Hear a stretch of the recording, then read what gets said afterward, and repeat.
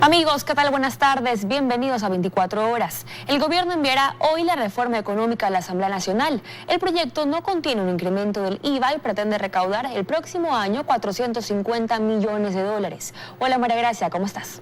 ¿Qué tal? ¿Cómo estás? Hola Valeria, amigos, buenas tardes. La reforma también plantea la eliminación del anticipo del impuesto a la renta y contribuciones económicas de grandes empresas. Con esta información empezamos. El proyecto de ley de crecimiento económico es el primero de dos paquetes que envía el Ejecutivo. Este incluye reformas tributarias para modernizar el sistema tributario del Ecuador, pensando en una simplificación. Pero además, desde el gobierno son enfáticos en decir que no incrementará el IVA. La reforma no contiene absolutamente nada relacionado con el IVA. Las reformas serán a tres proyectos. A nivel tributario, al Código Orgánico de Planificación y Finanzas Públicas y al Código Orgánico Monetario Financiero. De los ya anunciados previamente por el presidente, no hay cambios sustanciales. Con las reformas se espera para el próximo año recaudar 450 millones de dólares. Se confirma además la eliminación del anticipo del impuesto a la renta como una decisión que permite mejorar la competitividad. Le genera mucho peso y mucha carga a los microemprendedores, a los microempresarios que tienen que anticipar recursos cuando no tienen liquidez. Entonces le estamos facilitando la vida a los emprendedores. Se crearán mecanismos para microempresas que les otorguen facilidades de pago. De igual manera se elimina la obligatoriedad de retención de impuestos a más de 100.000 pequeños y medianos emprendedores. En distintos sectores como el bananero también habrán correcciones. Entre los cambios sustanciales que trae este proyecto está la modificación de la fórmula de contribución de empresas durante 3 años. Es decir, empresas que registren entre 1 millón y 5 millones de ingresos operacionales pagarán el 0,1% del ingreso registrado en el 2018. Aquellas que registren entre 5 millones y 10 millones de ingresos operacionales pagarán el 0,15% del ingreso registrado en el 2018. Y aquellas que registren más de 10 millones de ingresos operacionales pagarán el 0,2% del ingreso registrado en el 2018. Solo esto prevé una recaudación de 180 millones anuales por 3 años. Para no perder el enfoque y el punto neurálgico de esa reforma, que es la facilitación de la inversión. En cuanto a la modificación del Código Orgánico Monetario Financiero, dará independencia al Banco Central del Ecuador. En la Asamblea, desde ya reaccionan, aunque toman con una mirada positiva acciones como la eliminación del anticipo del impuesto a la renta. Eliminación o rebaja también del impuesto a la salida de capitales, que en la práctica es un castigo al ingreso de capitales y por tanto de inversiones. Y todo lo que tiene que ver a una tributación mucho más flexible. Creo que es necesario eliminar en forma total, no parcial, el impuesto a la salida de divisas, que encarece todo en el Ecuador en un 5%. En cuanto al proyecto de reformas laborales, lo enviarán en las próximas semanas luego de cumplir con un diálogo. En Quito, María Gracia Acosta, 24 horas. La mayor parte del gasto en subsidios que el gobierno pensaba ahorrar está en el diésel. A su vez, el 68% de lo subsidiado en este combustible está destinado a la transportación pública y pesada. En el 2018, Ecuador consumió más de 1 billón de galones de este combustible. Del ahorro que el gobierno pensaba tener con la eliminación del subsidio a los combustibles, solo el 22% corresponde a la gasolina extra y Ecopaís. La mayor cantidad, el 78% del consumo, está en el diésel. Ahora bien, poder diferenciar cuánto usa el transporte público que impacta directamente al precio de los pasajes y cuánto el transporte de carga que podría tener a su vez un impacto en el precio de los alimentos es una tarea difícil, pues la información de Petroecuador no lo define. Pero sí podemos decir que de todo el diésel subsidiado, el 68% va al sector automotriz. Del 1.386 millones de galones de diésel que consumió el país en el 2018, solo este sector usó 945 millones de galones. Entre los otros 10 segmentos y sectores que le siguen, juntos se dividen el 31% del consumo del diésel. Podemos mencionar al sector petrolero, que consumió 115 millones de galones en el 2018. Al industrial, con 104 millones. En cuarto lugar está el sector camaronero con 80 millones de galones de diésel consumidos. Y en quinto lugar, el pesquero con 54 millones. El de cuantía doméstica, es decir, el que usa la agricultura. El naviero, el atunero, que consumió 10.900.000 galones de diésel. Y en último lugar está el sector del turismo, cuyo consumo fue de 6 millones de galones. El gobierno había proyectado un ahorro anual de 1.546 millones de dólares en la eliminación del subsidio. Y solo el subsidio del diésel nos cuesta 1.200 millones anuales. Además de lo definido en cada uno de los sectores que consumió este combustible, según el cálculo de finanzas, en Ecuador se pierden al menos 212 millones de dólares en contrabando. ¿Cómo lo saben? Pues no es coincidencia que el consumo de galones por persona en provincias fronterizas como Carchi, Esmeraldas, Sucumbíos, El Oro, Loja y Zamora sea de 14 galones mensuales, mientras en el resto del país solo de 10. Es decir, 212 millones de dólares anuales, con destino incierto. Dayana Monroy, 24 horas. Berenice Cordero presentó su renuncia irrevocable al Ministerio de Inclusión Económica y Social. Sin especificar las razones de su decisión, Cordero expresó su sincero agradecimiento en la carta enviada al presidente de la República. La ahora exfuncionaria estaba a cargo de esta cartera de Estado desde diciembre de 2017. El actual secretario anticorrupción, Iván Granda, será quien reemplace a Cordero en la institución. La ministra de Gobierno, María Paula Romo, aseguró que los sistemas de inteligencia de policía y Fuerzas Armadas deben ser revisados, pues ninguno de ellos pudo advertir las violentas protestas. Además, criticó la movilización anunciada por el Frente Unitario de Trabajadores. Dirigentes del Frente Unitario de Trabajadores anunciaron que se volcarán a las calles. Lo hicieron mientras tenían planeado dialogar con el presidente Moreno. Eso ocasionó, según la ministra de Gobierno, María Paula Romo, que las conversaciones se truncaran. Porque no puede ser que por un lado se hable de diálogo y por otro lado se anuncien medidas de hecho. Romo calificó de grave el anuncio de la marcha. Y es que aseguró que tras 11 días de paralización no caben más movilizaciones, pues el país intenta recuperarse. Mientras Quito está empezando a recuperarse de la agresión que sufrió, que el Frente Unitario de Trabajadores pretenda anunciar una nueva medida de hecho como consecuencia de nada. De nada. Es otra vez una paralización o una movilización del por si acaso. Aseguró que este viernes por la tarde el Frente de Seguridad, comandado por el ministro de Defensa, mantendrá una reunión para evaluar la actuación de Fuerzas Armadas y Policía en los días de protesta. Adelantó que los sistemas de inteligencia deben ser revisados. Hay una inteligencia del gobierno, un sistema, pero también hay un subsistema de la Policía Nacional, un subsistema de Fuerzas Armadas, y ninguno de estos sistemas en realidad alarmó, alertó, informó sobre algo de esta magnitud, y eso sin duda es una falla que tiene que corregirse. En otro tema, Romo anunció que el gobierno insistirá en que el legislativo trate las reformas a la ley de movilidad, presentadas hace varios meses. Pues actualmente las herramientas con las que cuenta el Estado para, por ejemplo, deportar a los extranjeros detenidos en las protestas no son las mejores.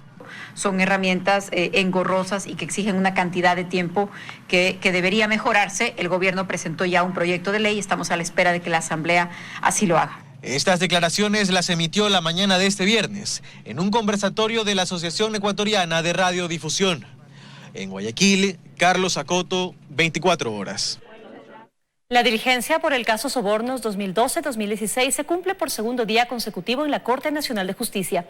Hasta allá nos trasladamos con Daniela Valencia para que nos cuente los detalles. Hola Daniela, buenas tardes, adelante. Buenas tardes compañeros, amigos televidentes, así es, en este segundo día de audiencia evaluatoria y preparatoria de juicio concluyeron los alegatos de los 24 abogados de los procesados respecto a los supuestos vicios de nulidad dentro del caso Sobornos 2012-2016. Ellos coincidieron al señalar y al solicitar a la jueza nacional Daniela Camacho que se declare nulo el proceso desde el 31 de mayo, fecha en la que se vinculó al exsecretario jurídico de la presidencia Alexis Mera y a la exministra de Transporte María del de Los Ángeles, Duarte, por el delito de concusión. Señalaron que 17 días después se reformularon los cargos por los delitos de cohecho, asociación ilícita y tráfico de influencia, y se unió este proceso a uno que ya se seguía en contra de la ex asesora del expresidente Rafael Correa, Pamela Martínez, y su ex asistente Laura Terán. Además, hicieron hincapié nuevamente en la recusación que se sigue en contra de la jueza Daniela Camacho. Algunos de ellos señalaron que incluso ya se señaló sorteo, se señaló un juez que podrá resolver esta demanda, pero que el proceso quedó congelado. Escuchemos. Pero al siguiente día, conforme consta en esta acta original de sorteo, esto es, el 15 de octubre del 2019, a las 8:18, se procedió a un sorteo, asignando un número de causa y un juez competente. Para esto, todas las disposiciones del Código Orgánico de la Función Judicial determinan que la prevención de la competencia de un juzgador es a partir del sorteo. Es decir, el señor juez que aparece en este sorteo por disposición expresa de la ley es el juez competente por prevención. Hasta este momento, hasta a este señor juez no le ha llegado el expediente, y la información que tenemos es que se va a repetir el sorteo, con la sorpresa para esta defensa de que este número de expediente no aparece en el... A las 3 de la tarde se retomará esta audiencia evaluatoria y preparatoria de juicio, momento en el cual la fiscal general deberá responder a estos vicios de nulidad que se refirió la defensa de los 24 procesados. Posteriormente, la jueza nacional, Daniela Camacho, deberá señalar si declara válido o no el proceso. Esto es lo que les podemos compartir al momento desde aquí de la Corte Nacional de Justicia. Regresamos con ustedes, estudios, que tienen más noticias. Una excelente tarde. Gracias, Daniela. Buenas tardes. Y en otro tema, la Corte de Justicia Indígena presentó ante la Fiscalía General del Estado una denuncia en contra de los asambleístas de la Revolución Ciudadana, Gabriela Rivadeneira, Marcela Guiñaga, Marcela Holguín y Virgilio Hernández, por el delito de instigación ejercido en las instalaciones de la Asamblea Nacional, pues aseguraron que se incentivó el cometimiento de actos ilícitos con el fin de provocar un golpe de Estado. Anunciaron que presentarán otras denuncias contra directivos del movimiento. Seguimos con más información en 24 horas. La Asamblea Nacional tiene vía libre para modificar las atribuciones del Consejo de Participación Ciudadana y Control Social por la vía de enmiendas constitucionales. Así lo resolvió la Corte Constitucional, y con ello el legislativo apunta a limitar las funciones del Consejo. Las atribuciones del Consejo de Participación Ciudadana y Control Social y su posible eliminación son dos iniciativas que van de la mano y apuntan a restar poder a un organismo que nació cuestionado y, según analistas, perdió el rumbo. Para el primer propósito, la Corte Constitucional ha resuelto que el Legislativo bien puede modificar las atribuciones del Consejo a través de un proyecto de enmiendas. Para que la Asamblea Nacional, por medio de una enmienda constitucional, pueda quitarle la facultad de designar autoridades de control al Consejo de Participación Ciudadana. Se busca modificar una decena de artículos de la Constitución que tienen que ver con la designación de autoridades estatales. Sin duda, la principal función de un consejo que quedaría con facultades limitadas y con una iniciativa ciudadana para eliminarlo en marcha. La Asamblea busca quitarle competencias, la iniciativa ciudadana eliminar el Consejo de Participación. Y es que paralelamente colectivos ciudadanos trabajan en la recolección de firmas para arribar a un referéndum que pretende la eliminación del Consejo de Participación Ciudadana. Rosalía Arteaga es parte del comité que lidera el camino del referéndum. Creemos que no es positivo para el país que exista este consejo, que fue una creación absurda que no nos llevó a ningún buen resultado. Continuamos recogiendo las firmas, esperamos que la ciudadanía sea perceptiva en este sentido. En ambos casos, los plazos no serían menores a 1 año para saber si el Consejo sobrevive con limitadas funciones o desaparece por decisión popular. En Quito, Fausto Yepes, 24 horas. La Comisión de Trabajadores de la Asamblea Nacional pudo reunirse después de 5 meses de iniciado el segundo periodo legislativo, tiempo en el que han dejado que se acumulen 56 proyectos de ley. Tampoco logran el consenso para elegir a su presidente. 8 de 12 legisladores lograron reunirse. Son miembros de la Comisión de los Trabajadores de la Asamblea Nacional. Después de 5 meses hubo quórum y allí analizaron el trabajo acumulado que tienen. Y son 56 proyectos de ley. Los temas que están para segundo debate, los temas que están para primer debate en el Pleno y en tercera instancia Hablamos también de los temas que no se han abocado a conocimiento, que son bastantes, son cerca de 32 proyectos de ley. Principalmente hay reformas al Código de Trabajo y a la Ley de Servicio Público. Los sueldos vitalicios a los presidentes y expresidentes de la República, que hay 6 proyectos justamente para eso. Eso va a ser prioridad. La próxima semana lo vamos a poner en el orden del día. En esta reunión aprobaron el plan de trabajo para los últimos meses del año y aseguran tendrán una doble jornada. Para poder abordar todos los temas de reformas al Código de Trabajo y a la Ley de Seguridad Social que han quedado allí encajonados. Sin embargo, esta comisión no supera sus problemas del todo. Después de la renuncia de María José Carrión, Karina Arteaga es la encargada de la comisión, pero no dio paso a la elección del presidente o presidenta de esta mesa.